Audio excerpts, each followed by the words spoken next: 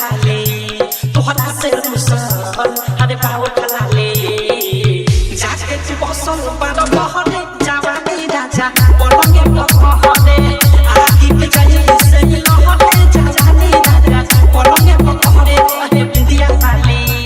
खड़े आजा हाले तोहरा से रुसल अरे बाउल खलाले जाके तू बसल बार बहरे जवानी राजा पलंगे पकहरे आगी के जाई से लहरे जवानी राजा पलंगे पकहरे आकाश बाबू आकाश बाबू आकाश बाबू चले गया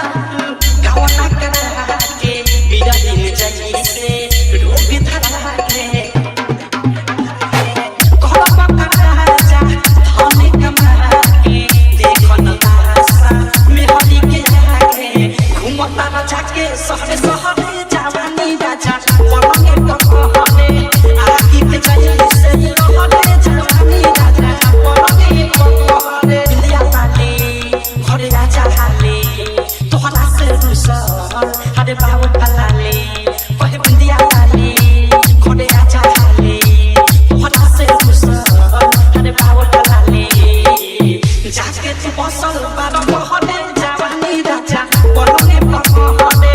आगी के जाई से लहरे जवानी राजा पलंगे पकहरे आकाश बाबू आकाश बाबू आकाश बाबू और हंसते मोरे पिया रे तुम्हारा बिना ना लागे जिया रे साथ बुराइला आई करने के साथ बुराइला ना कहूँ दिल के